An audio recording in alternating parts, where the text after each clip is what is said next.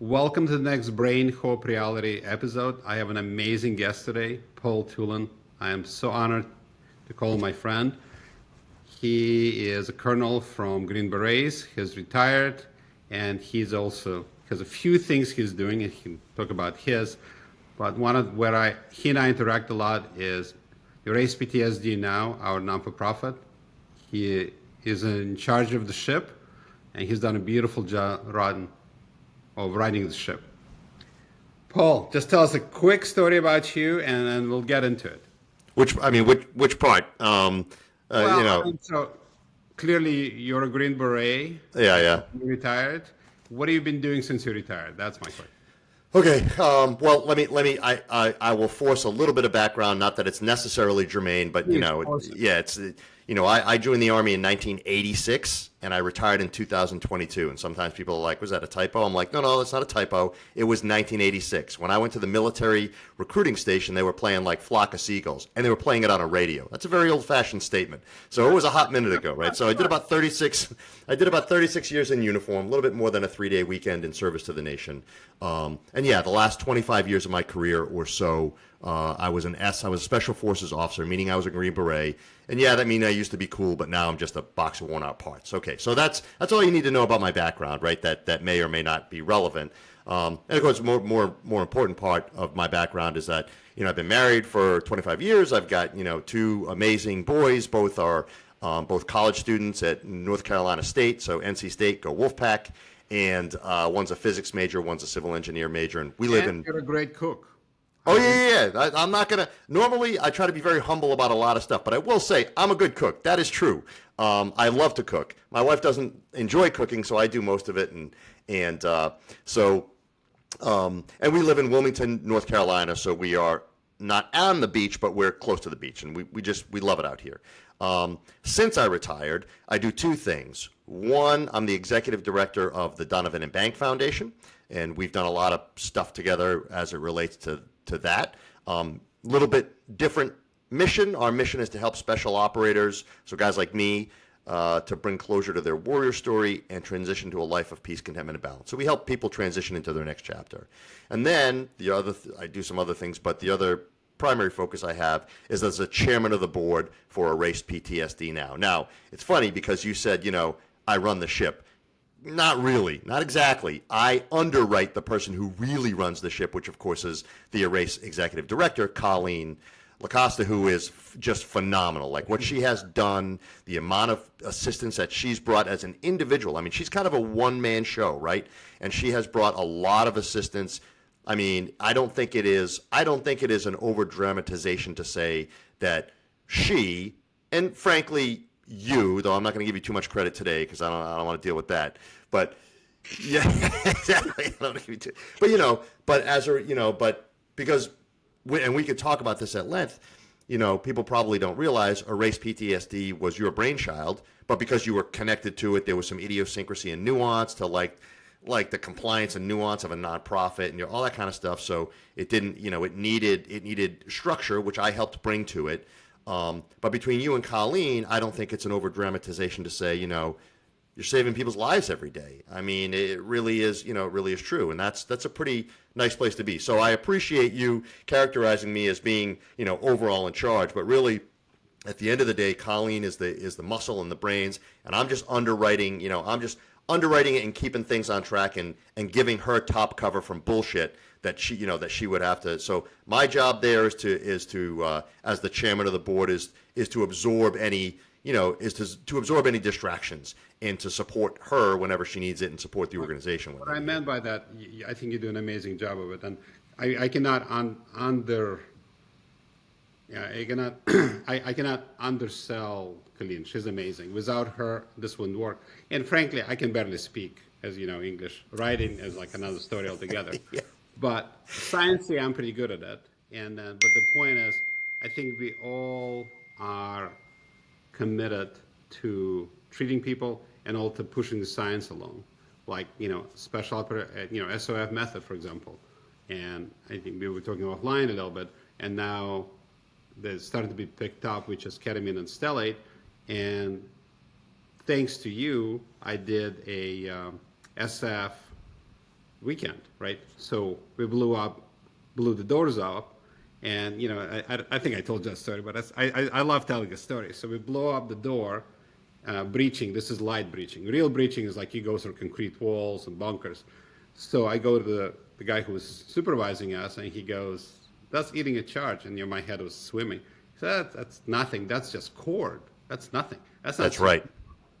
So, most people go, away whining. I went and read a paper about it.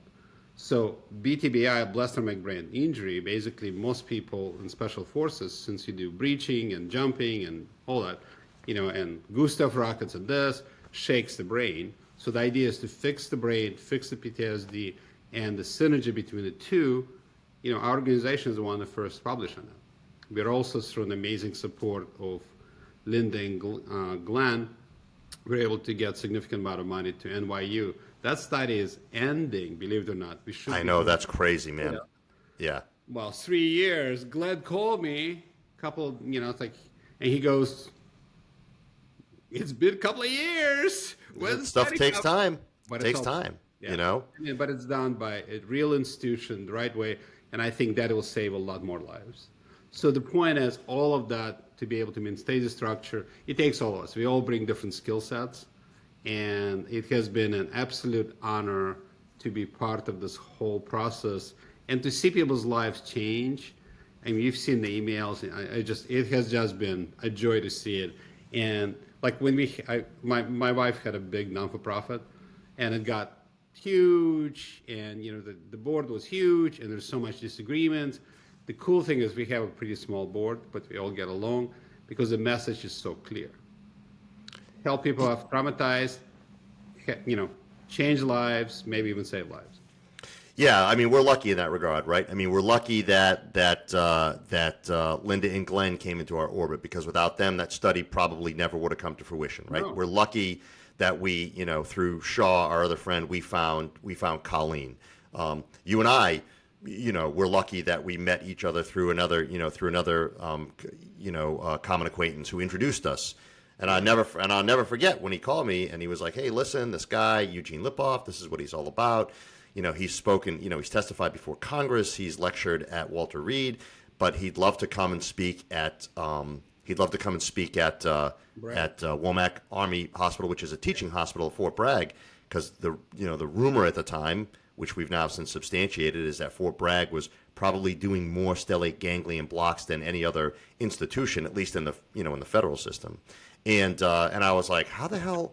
What can I do for this guy? I'm some Green Beret Colonel squirreled away in an office somewhere. I can't. This guy has all the access and notoriety and credibility. I was like, well, what can I possibly do for this guy? I was like, well, but I can't hurt. All right, I'll send a couple emails. And, lo and behold, sent a couple. I don't even think we talked before that. We may have, but. Well, I remember a conversation. You know what you said?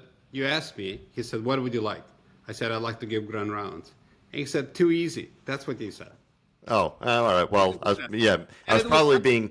was probably being overly optimistic, but as it turned out, it was too easy, because it was 2 emails, and they were, and then you were connected to the guy, and long story short, you ended up doing it, and then we kind of took off from there, right? And then there's a whole history of what you and I have done together over the last 5 years, but it all led up to, kind of finally formalizing Erase PTSD Now and establishing that as a, not just a place where people could go for financial support, because really I think the main ethos, if not necessarily the straight up mission of Erase PTS Now, is best articulated as a place where people who need access to the stellate ganglion block but are otherwise, they need access but they can't get it for any number of reasons. Usually those reasons are financial limitations, right? And most people, it's not financially inaccessible for most people. They just don't realize that, It's funny because with veterans in particular, right? I obviously have a better perspective on how veterans think and operate. But with veterans in particular, they are a very well-served demographic. They really are. People are always like, people think that, oh, woe is the poor veteran. They're all broken toys. Nobody helps them. But they get a tremendous amount of support and are served well. And it's ironic because when they come to us about assistance for with the stellate ganglion block, the minute you kind of throw up the the criteria of like, okay, we're going to need you to demonstrate a little bit of financial need. You have to show us that, because there are people with genuine finance. A lot of times they can't really do it because they could pay for it if they really wanted to, which speaks to the priority for them. If it matters to you, you're going to kind of take care of it. Anyway, my point being, is that, the main mission of a race is helping people who otherwise couldn't get access to the stellate ganglion block. I think the larger challenge, but also quality, right? of course, because you could. That's right. Quality is there. That's right. I learned from you a long time ago that that the stellate ganglion block has been around for 100 years, and so or more now, almost exclusively for pain management. That the innovation of helping folks with, let's just call it, because I do not want, a huge part of what we do is not feeding into the PTSD narrative. So let's just say, people with an overstimulated sympathetic nervous system who need help, right, who are suffering from that. That's right. Yep. PTSI, not PTSD. And it might even be further than that, right? It might be, it's not even PTSI. It's more of a, that they're suffering with an overstimulated sympathetic nervous system that's jammed, right? So people who, people who need access to that, the innovation is relatively new, right? We could say that, we know we don't need to go into any depth, but let's just say for the sake of argument, you are the godfather of that innovation. There's some argument between you and some of your peers, but that's fine. But, exactly, whatever. But, that innovation is relatively new. But I did not realize you could go to Joe Chiropractor. You go to a lot of unqualified people who are willing to do it, can do it, but they don't have the expertise. So, so accessibility not only through removing financial barriers, but also accessibility to the right kind, to a vetted and validated network of providers who actually know what the hell they're doing. Because it's not a look, I could stick a needle in your neck. That's not going to help you. You know what I mean? You're gonna have some numb teeth probably, or go deaf. But I'm not going to be able to bathe the C4 and the C6 and with an ultrasound and all that other kind of stuff. That's not happening, right? So getting them access to quality care, which, look, man. That's not an easy thing. Quality care is hard to come by, and it's not because people aren't trying hard, and it's not because they don't know. It's because the demand for things wildly exceeds the supply. And you and I were just talking before. We have a recently diagnosed condition with one of our kids. That needs some specialty care. Well, shit, man, specialty care is not easy to come by. It just isn't. Good specialty care is just not easy to come by because, for whatever reason, and there's a lot of dysfunctional incentives with getting into medicine that have made it not as attractive as it used to be, So all of that contributes to this idea that, having a resource where people can go to, at the very least, vet and validate the provider is huge, Even if they don't need financial assistance, it's a good place to start because we can plug them into people that have been screened appropriately by the other people who know what to look for, right? So when you, as kind of the pioneer of this procedure, are looking at a provider, you can say authoritatively, this guy. And back in the day, you used to go physically watch them do that to be like, yeah, this guy knows what he's doing, this gal knows what she's doing, but that still manifests in a more sophisticated way now. But the bottom line is all of the providers that are part of the, let's call it the Erase PTSD Now network, are vetted and validated that they're the right kind of people who are doing it the right way. And there are variances to the way that people can do it, right? I mean, not everybody uses ultrasound. Some do differently. Not everybody necessarily does, anesthesia.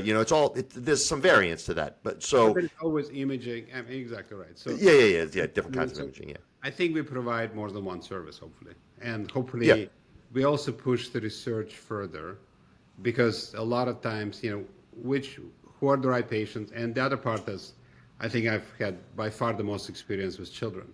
Like, I like treating children with PTSD, and people forget that kids can get PTSD as adults can. And the misery of the child with that, you're only as happy as your least happy child. And that could be pretty problematic for a family. Like, I've had a lot of experience with that. And I mean, so hopefully it just basically, what we do is we bring hope. That's why I like the term hope in the name of the podcast, right? because nobody like I think I shared with you. So my mother took her life when I was an intern. So nobody commits suicide if they have hope. So I think that's why hope is important. So anyway, But about that, about advancing the research, that's huge, right? Because again, I feel reasonably well educated about all of this now as a result of meeting you and getting involved in a race and all this other kind of stuff, right? So, but I can tell you when we first started, I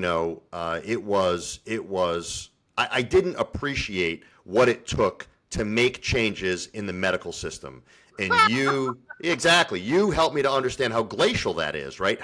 What a big deal it is, and all of the reasons, and all of the underpinnings and all the incentives, all of it that contributes to that slow pace of change, and all the things that kind of work against it, vested interests, so on and so forth, right?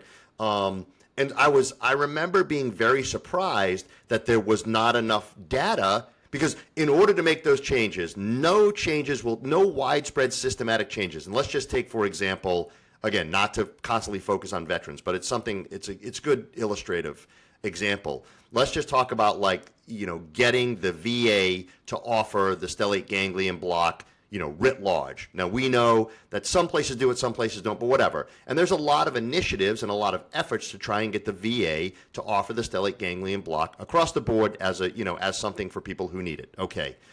It was amazing to me when the reality of what it takes to make that change came to light. And when you talk about large systems like that, they will only respond to overwhelming data. And there was none. I mean, there was some studies, but those studies were fraught with issues. They had, for a real scientist picked those studies apart pretty quickly. There was a placebo study, all that kind of stuff. So the fact of the matter is, 10 years ago even, or even 5 years ago, there just isn't enough data to make widespread change. That's why advancing the science and, you write prolifically. You're constantly writing papers about it, and that's great. And others do as well, and that's great. But that's why the NYU study is going to be so important, because it is one of the few quantitative, here's a picture of a brain prior to SGB, and here's a picture after after SGB. And that's huge. Excited like that, right? But this is going to be the real one done by a big institution. The other one was done Long Beach VA, but it was 7 people. Here Right. we're looking at 90. Yeah. Right? So Yeah. and it's done by the real neuroscientists, the real people. And let me ask you this, because I've not, and if I saw preliminary data, I wouldn't know what to make of it. Have you been tied in with them and seen preliminary data, and not to, if you can't discuss it because there's some protocol of ethics that you're like, oh, you can't talk about the results before they're out kind of thing, that's fine. But do you have any indication of what that study is potentially going to reveal? I think it's going to reveal what we knew all along, that it works. Yeah. But as far as details, they don't. They cannot really technically, because I figured. what happens is, if I talk about it now, even if they did tell me that, which they don't, they could compromise publication. Of course. Yeah, that's what I figured. That's what I That's what figured. we're trying to do. Yeah. So, but they're pretty close to doing the final couple of people. But I think we're going to get some preliminary stuff. They may publish something before that, but probably March, April, and I hope that will be like a huge aha moment. All the people who are like, no, it's garbage, it's placebo, it's bullshit, blah, blah, blah, all of that hopefully will end, and we go to the next phase. Now it's implementation. The safest and most effective implementation is the next phase. Well, just the existence of that study is going to be huge, because we have another member of our board, Paul Toolan, who is extraordinarily passionate about trying to make change at the institutional level, and it's awesome. And he's super passionate about it, and constantly coming up with new ideas on how to do it. But the fact of the matter is, you can only move the needle so far with compelling stories. Those are great. You need a spokesman. You need someone who's going to get up there and tell their story, and that's great. But that's not how you. And he knows that. I'm not saying that Paul doesn't realize that. But now, once we have that study in hand, That's a thing we can just start putting onto people's desks and be like, that makes it so much easier for us to advocate for institutional change along with a lot of other people. But just having that instrument, that completed study, it's going to be kind of, I have every confidence that the way you operate, you're going to package that with a whole bunch of other important data and information and papers and, even from people that you don't necessarily get along with, but you respect their scientific input. I know. But we're going to have a complete, essentially, a rather thick publication. It'd be like, hey, here's the reality of it. And that I think will be a very, it's a marathon. It's not a sprint. I think that's going to happen. I think it's going to have international impact. Mm. Because I have people like, for example, I have somebody coming from Greece next week and England. Mm-hmm. I've treated a number of SOF first-year guys from Canada. Yep. They connected me to Australia, right? So it's all this. So I think potentially all the people who are suffering and their wives, I'm big into taking care of the family. Yeah, secondary, yeah. Mm-hmm. Secondary PTSD. I think that could have such an amazing impact on a global scale and hopefully reduce some misery because there's so much misery to go around right now.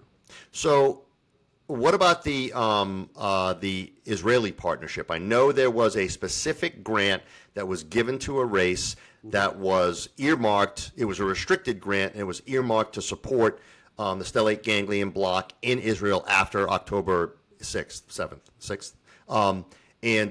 So do you know if they are collecting data as a result of that Yes, I grant? talked to both Jasons quite a bit. So Yeah, okay. on that. And I think the DoD equivalent in Israel is allowing it. I think they're paying for some of the military personnel currently outside race PTSD that limited. The other Jason was in New York, I think 2 weeks ago for fundraising, and I was able to zoom in to help them. He is actively promoting that modality for treatment for a lot of the people who've been suffering.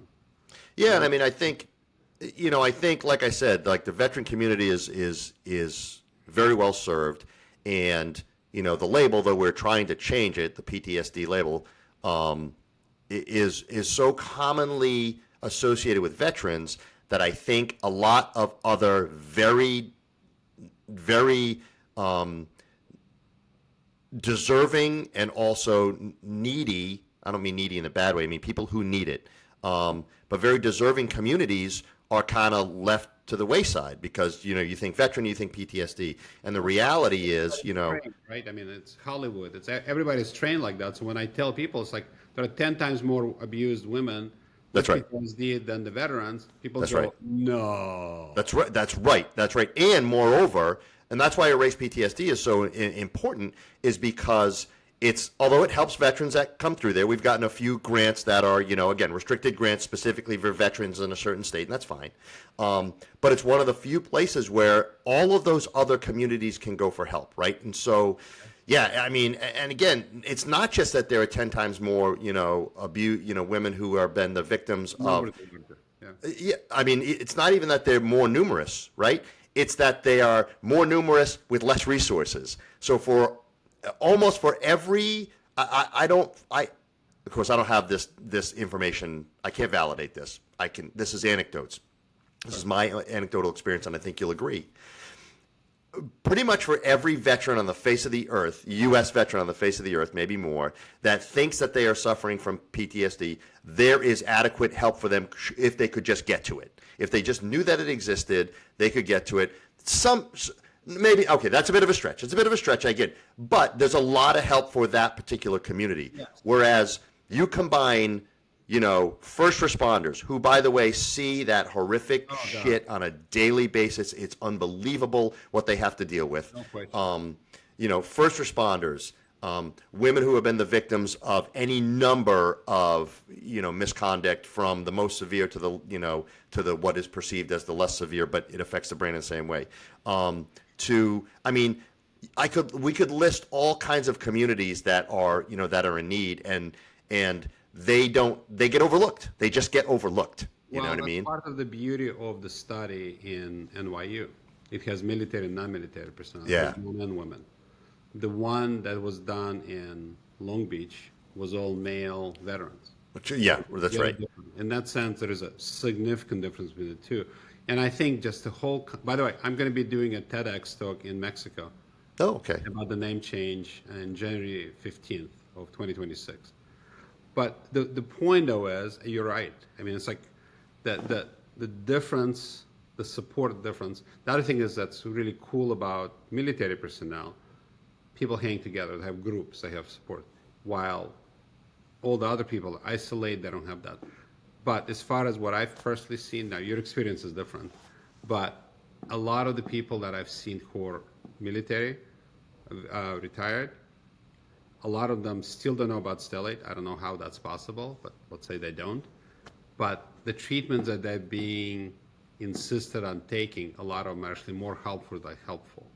That's a problem. That's where the problem Of course. is. You cannot get out of that. So that's part of the reasons this study is so hugely important to get this. Like, for example, there is a psychiatrist that runs Heinz VA near us. So he wanted to get into it. He came by, talked to me. I gave grand rounds, and he started to do it.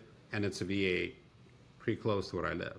Yeah. Which is beautiful to see, right? And it's nice. But, you know, each VA is different, though. Some Each are, VA is different. That's right. and Yeah. some are like, that's a hospital? What? Yeah. Crazy. So anyway, I love that we are embracing essentially trauma is trauma. I mean, we've talked about it forever, right?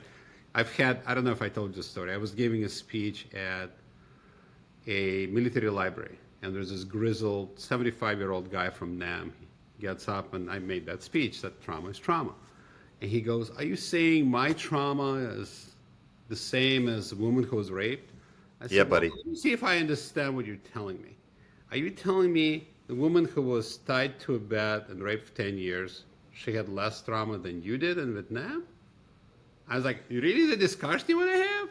He was not a happy camper with me. I was like, No, because look, again, that's this, the veteran as a sacrosanct, woe be to the person who questions the veteran and, their suffering, right? And it's like, I wish in that moment you could have been like, "Hey, buddy, look, here's a picture of your brain that we took." Or I would say, "Here's a picture of a brain." And it was his, but he didn't know it. And here's a picture of another brain, and it was hers. The sexual assault victim. Tell me which one is yours. You and I both know you can't because the visual indicator of that trauma, of the damage, of the injury to the brain is synonymous. It's the same thing.